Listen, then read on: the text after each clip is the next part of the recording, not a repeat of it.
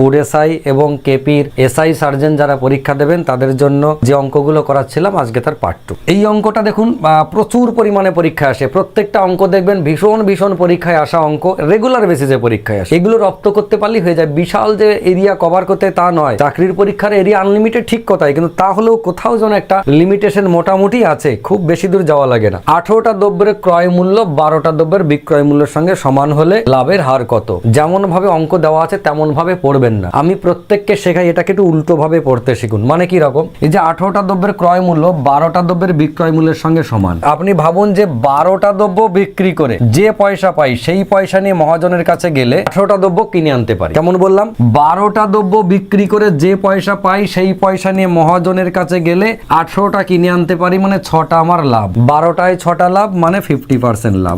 হয়ে গেল অঙ্ক। ভাবতে হবে শুধু আপনাকে একটু উল্টো। কি রকম, যে 18টা দ্রব্যর যা ক্রয় মূল্য, মানে আপনি 18টা দ্রব্য মনে করুন 100 টাকায় কিনে এনেছেন, 12টা দ্রব্য বিক্রি করেই 100টা পেয়ে গেছেন, তার মানে 12টা দ্রব্যের যা বিক্রয় মূল্য 100 টাকা, সেটাই কিন্তু 18টা দ্রব্যের ক্রয় মূল্য। তার মানে জিনিসটা কি হলো, 18টা দ্রব্য আপনি 18টা মনে করুন চুলের ক্লিপ কিনে আনলেন, একটা প্যাকেটে 100 টাকা নিল। আপনি বাড়িতে এসে নিজের গ্রামে মেলায় বিক্রি করছেন, 12টার প্যাকেট বানিয়েছেন, 12টার দাম রেখেছেন 100 টাকা। তার মানে কি হলো, 12টা দ্রব্য বিক্রি করে যে পয়সা পাচ্ছিলেন 100 টাকা, সেইটা নিয়ে আপনি আবার নিজে কিনতে গেলেন, মহাজনের কাছে 18টা কিনে আনলেন। তার মানে প্রতি 12টা বিক্রির পয়সায় 6টা করে আপনার প্রফিট এক্সট্রা থেকে যাচ্ছে চুলের ক্লিপ। নেক্সট, মোটামুটি এই অঙ্কটা 99 জনের ভুল হয়, 99টা ছেলে মেয়ের ভুল হয়, মোটামুটি হয় এক প্রকার। কোথায় ভুল হয়? একটা মূলধন 10 বছরে দ্বিগুণ হয় 4, তাহলে 4 বছরে কত গুণ হবে? এই 4 বছরে কত গুণ হবে এটা মাথাতেই থাকে না চাকরি পরীক্ষার হলে। ও ভেবে নেয় যে 10 বছরে দ্বিগুণ হয়, তাহলে 4 গুণ হতে কত বছর লাগবে? 20 বছর উত্তর করে। যে দ্বিগুণ হতে 10 বছর, তাহলে 4 গুণ হতে 20 বছর, সেটাও ভুল। সব দিক থেকে ভুল হয় এটা। তাহলে আপনার কি ভাবতে হবে, খুব কঠিন অঙ্ক কিন্তু। সেটা হচ্ছে একটা মূলধন 10 বছরে দ্বিগুণ হয়, যখন এরকম শব্দ পাবেন তার মানে 100 টাকাটা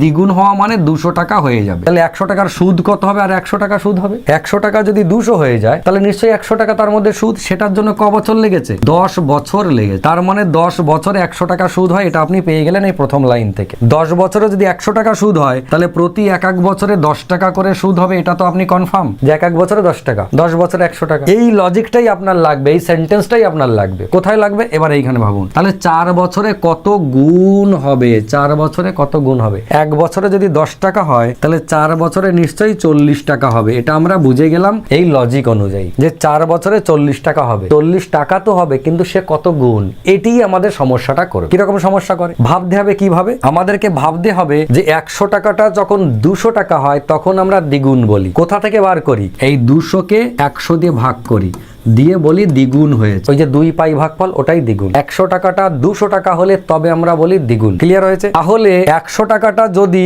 4 বছরে 40 টাকা বাড়ে, মানে 140 টাকা হয়ে যায়, তাহলে কত গুণ হয়েছে?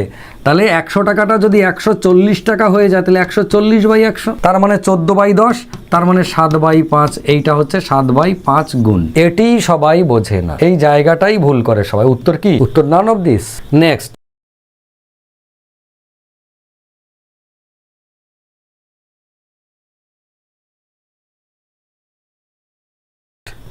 একটা বর্গক্ষেত্রের বাহু দ্বিগুণ করা হলে ক্ষেত্রফল কত গুণ বৃদ্ধি পাবে?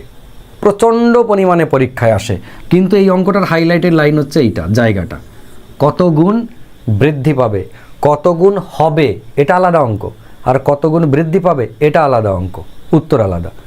মুশকিল হয়ে যায় ওইখানটায়। একটা বর্গক্ষেত্রের বাহু দ্বিগুণ করা হলো, আপনি নিজে জামশন করুন, কোনো অসুবিধে নেই। এইটা XYZ ধরতে যাবে না। মনে করুন এটা একটা বর্গক্ষেত্র ছিল যার বাহু ছিল 2, 2, তাহলে ক্ষেত্রফল নিশ্চয়ই 4। আবার কি হয়েছে? বাহুটাকে দ্বিগুণ করা হয়েছে, তার মানে আমি 4 নিয়েছি বাহু এবার, মানে 4, 4, তাহলে ক্ষেত্রফল কত? 4, 4, 16। কি পরিবর্তন হয়েছে? আগের ক্ষেত্রফল 4 ছিল, এখন 16 হয়েছে। ক গুণ হয়েছে? 4 গুণ। দেখুন এটা 4 গুণ হয়েছে, এটা মাথায় রাখতে হবে। 4 গুণ হয়েছে, কিন্তু আমার কোশ্চেন কি ছিল? কত গুণ বৃদ্ধি পাবে। তাহলে কত গুণ হবে যদি বলতো তাহলে উত্তর করতাম কোনটা? 4 গুণ। কিন্তু যেহেতু বলেছে কত গুণ বৃদ্ধি পাবে, আমার এটা কিন্তু ক্রস। মনের ভুলে এটা ভাবা যাবে না। তাহলে কি ভাবতে হবে? বৃদ্ধি পাবে কতটা? বৃদ্ধি পাবে কিন্তু এই দেখুন 4 ছিল 16 হয়েছে, মানে কত বেড়েছে? 12 বেড়েছে।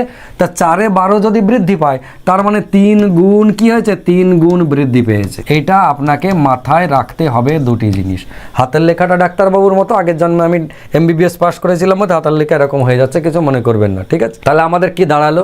দাঁড়ালো যে একটা বর্গক্ষেত্রের বাহু যদি দ্বিগুণ করি তাহলে ক্ষেত্রফল কত গুণ হয়, ক্ষেত্রফল 4 গুণ হয়, কিন্তু ক্ষেত্রফল কত গুণ বৃদ্ধি পায়, সেটা হচ্ছে 3 গুণ বৃদ্ধি পায়। এটা মাথায় রাখবেন। নেক্সট, একটা সামন্তরিকের দুটি কর্ণ যে 4টি কোণ উৎপন্ন করে, খেয়াল করবেন সামন্তরিকের দুটি কর্ণ যখন বলবে এবং সে যখন 4টি কোণ উৎপন্ন করবে, তাহলে সামন্তরিক মনে করুন এইটা আমাদের সামন্তরিক, তার দুটি কর্ণ মানে দুটি কান। এই যে সামন্তরিকের দুটি কর্ণ যদি 4টি কোণ উৎপন্ন করে তাহলে সেটা কোনটা, 1টা 2টো 3টে 4টে, এই 4। কিন্তু সামন্তরিকের কর্ণ যখন 8টা কোণ উৎপন্ন করে তখন কিন্তু এইগুলো নিতে হবে, এইগুলো সব সাইডের গুলো, এটা কিন্তু 8টা কোণ, কিন্তু 4টে কোণ বললে এই জায়গাটা। ওই জন্য আমি হাইলাইট করেছি দুটি কর্ণ, সামন্তরিকে তো কর্ণ দুটিই হয়, 4টি কোণ উৎপন্ন করে তখন মাঝখানটা, সেই 4টি কোণ উৎপন্ন করে তার 3টি কোণের সমষ্টি 300 ডিগ্রি হলে কোণগুলো কি হবে, 3টে কোণের সমষ্টি মানে আপনি যে কোনো 3টে কোণ নিন, এইটা নেবেন, এইটা নেবেন, যে কোনো 3টে নিন, 3টের হচ্ছে সমষ্টি 300 ডিগ্রি। কিন্তু আমরা কি জানি, একটা সামন্তরিকের এই 4টে কোণ, এই 4টে কোণ মানে কত, 4টে কোণ মানে 360 ডিগ্রি। তাহলে তার থেকে 300 ডিগ্রি যদি আমরা বাদ দিই তাহলে থাকে কত, 300 ডিগ্রি বাদ দিলে একটা কোণ থাকে 60 ডিগ্রি, মানে চতুর্থ কোণটা 60 ডিগ্রি। এবার যেই আমরা একটা কোণ 60 ডিগ্রি পেয়ে গেলাম, আপনার দেখে কি মনে হচ্ছে এই সামন্তরিকের কোন কোণটা 60 ডিগ্রি হতে পারে, এই ওপর নিচে নাকি এই দুটো? কিন্তু এটা তো ঠিক, বাঁ দিক আর ডান দিকে একই হবে, এইটা আর এইটা একই হবে। তাহলে 60 ডিগ্রি দেখে আমার তো ছোট, এই দিকটা ছোট মনে হচ্ছে, তাহলে আমি এটা লিখলাম 60, সিমিলারলি এটাও হয়ে গেল 60। তাহলে 60 যদি আমার 120 চলে যায় তাহলে বাকি আর কত থাকলো, বাকি থাকলো 240। সেই 240 কোথায় যাবে, 120 ওপরটা, 120 নিচেরটা। তাহলে 120 240, আর দিকে 60 120 মানে 360 আমার কমপ্লিট হয়ে গেল। এইবার আমি সিরিজটা খুঁজবো যে এই সিরিজটা কোথায় আছে। সিরিজ আপনি কোনখান থেকে পেতে পারেন, 120 60 120 60 এরকম বলতে হবে, তা না হলে 60 120 60 120। আপনি দুটো 60 দুটো 120 বলতে পারবেন না, এরকম দেখুন থাকতে পারে 60 120 70 110, এ তো বাদ। ফের আবার 100 100 100, আবার 60 360 সবাই মিলে এটাও বাদ, 50 130 50 130 এটাও বাদ, তাই না? তাহলে উত্তর কোনটা, 60 120 60 120।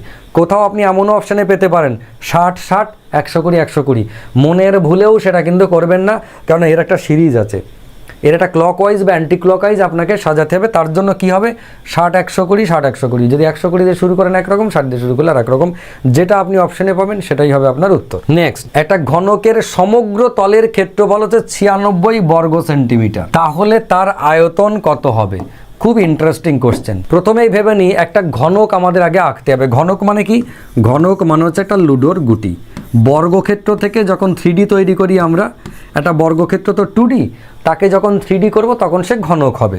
বা একটা আয়তক্ষেত্রকে যখন 3D বানাবো সে আয়ত ঘন বা সমকোণী চৌপল হবে। যেমন ইট হচ্ছে আয়ত ঘন বা সমকোণী চৌপল। আর এই যে লুডোর গুটিটা আমাদের ভালো নজরে আসে, কেননা খেলেছি তো অনেক, তো এইটা আমরা ঘনক হিসেবে চিহ্নিত করলে সহজে বুঝতে পারি। এই যে ঘনক, এই ঘনকটার কিন্তু সবকটা সমান, মানে এটা একটা বর্গক্ষেত্র সেম একই রকমভাবে এই সাইডে প্রত্যেকটা তল কিন্তু একই, প্রত্যেকটা তল, মানে একটা ঘনকের বা লুডোর গুটির 6টা তল আছে, বুঝবো কি করে? ওই যে পুর থেকে ছক্কা পর্যন্ত 6টা তল, এটাও বোঝার একটা রাস্তা।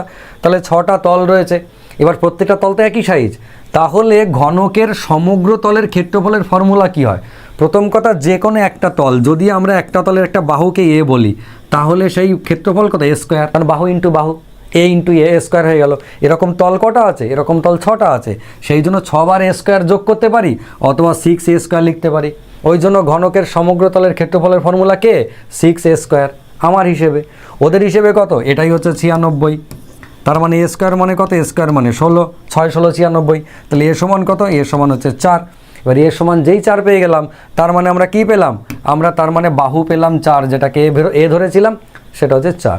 তো যেই আমরা 4 আমরা বাহু পেলাম, অমনি সব বাহুই তো 4, মানে উচ্চতা 4, প্রস্থ 4, দৈর্ঘ্য 4, সব 4, 4 ইন্টু 4 ইন্টু 4। তাহলে সেই ঘনকের আয়তনের ফর্মুলা কি, দৈর্ঘ্য ইন্টু প্রস্থ ইন্টু উচ্চতা, তাই না, 3D। এবার দৈর্ঘ্য প্রস্থ উচ্চতা যেহেতু সবকটাই একই জিনিস, তার মানে আমরা দৈর্ঘ্যর কিউব বলে দিতে পারি, প্রস্থর কিউবও বলতে পারি, উচ্চতারও কিউব বলতে পারি। মোদ্দা কথা, বাহুটাকে এ ভেবেছিলাম, তাহলে আমাদের এই যে আয়তন সেটা হচ্ছে বাস্তবে এ কিউব, বাহুর ঘন, তাই না, বাহু কিউব, তার মানে হচ্ছে 4 কিউব, 4 কিউব মানে 64। তাহলে উত্তর কত ফাইনালি, উত্তর হচ্ছে 64 ঘন সেন্টিমিটার। নেক্সট, প্রচণ্ড পরিমাণে পরীক্ষা আসে, প্রচণ্ড মানে একেবারে প্রচণ্ড পরিমাণে। যারা কয়েকবার পরীক্ষা দিয়েছেন তারা জানেন অঙ্কটা দেখে, যে কটা অঙ্ক আজকের চ্যাপ্টারটায় ছিল আমাদের সেটটায় সব কটা অঙ্কই ভীষণ ভালো। একটা মিশ্রণে দুধ ও জলের অনুপাত 3:2, ওই মিশ্রণে 4 লিটার জল মিশ্রিত করা যায়, তবে দুধ ও জলের অনুপাত সমান সমান হয়। একটা মিশ্রণ কত লিটারের মিশ্রণ আমরা জানি না, কিন্তু মিল্ক আর কি আছে, একটা মিশ্রণে দুধ আর জল, তার মানে মিল্ক আর আমরা ওয়াটার লিখলাম কি অনুপাতে 3:2, এই যে অনুপাত ছিল 3:2। এবার ওই মিশ্রণে 4 লিটার জল মেশানো হয়েছে। 4 লিটার জল মানে কোথায়, এই যে 4 লিটার জল মানে এইখানে মেশানো হয়েছে, নতুন করে 4 লিটার জল মেশানো হয়েছে। দিয়ে কি হয়ে গেছে, 4 লিটার যদি জল মিশিয়েছি তাহলে দুধ আর জলের অনুপাত সমান সমান হয়ে গেছে। দুধ আর জলের অনুপাত সমান সমান হয়ে গেছে মানে 1:1 হয়ে গেছে। তাহলে আমাকে ভাবতে হবে যে এই যে 4 লিটার আমি জল মেশালাম তারপরে কিন্তু আমার সমান সমান হলো, তাহলে জল শুরুতে সমান ছিল না, তাহলে আগে ছিল কোথায়, কেমনভাবে ছিল, সেটা আমরা অপশন টেস্ট করলে সব থেকে কম সময় করতে পারবো।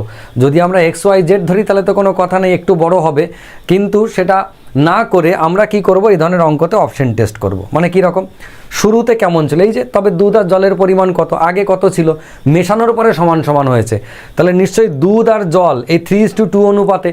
আমরা দেখব যে এদের মধ্যে কে আছে 3:2 অনুপাতে, জল মেশানোর পরে আমার অনুপাতটা সমান হবে। এবার ভাবুন যদি আমরা এর সাথে 4 লিটার জল মেশাই তাহলে 6 আর 4 10 হবে, দুধ তো 12 লিটার, ম্যাচ করলো না, মানে বাদ চলে গেল। এর সাথে যদি 4 লিটার জল মেশাই তাহলে 12 হলো, এ তো 12 ছিল, এটা উত্তর হয়ে গেল। এই ধরনের অঙ্ক পেলে একদম কোনো দিকে যাবেন না, শুধুমাত্র অপশন টেস্ট করে নেবেন। তাহলে উত্তর কোনটা হলো আমাদের ফাইনালি, 12 লিটার আগে দুধ আর 8 লিটার জল ছিল। আশা করি বুঝতে পেরেছেন। যদি বুঝতে পেরে থাকেন তাহলে খুব ভালো কথা। আমি আগামীকাল আবার পার্ট 3 নিয়ে হাজির হচ্ছি। যারা এই মুহূর্তে কলকাতা পুলিশের সার্জেন এসআই পরীক্ষা দেবেন, বা আমাদের খুব তাড়াতাড়ি হবে আশা করছি ফুড এসআইয়ের পরীক্ষা, এই পরীক্ষাগুলো যারা দেবেন লাগাতার ভিডিও দেখতে থাকুন এবং রীতিমতো বাড়িতে প্র্যাকটিস করতে থাকুন। অঙ্কগুলো যেভাবে বলছি আপনারা পারলে একটু ডিজিট চেঞ্জ করে দিয়ে নিজের অঙ্কগুলোকে রপ্ত করতে থাকুন। ফিরছি নতুন ভিডিও নিয়ে, ততক্ষণ আপনারা ভালো থাকুন, সুস্থ থাকুন, সুন্দর থাকুন এবং দেখতে থাকুন আপনাদের নিজের চ্যানেল, প্রিয় চ্যানেল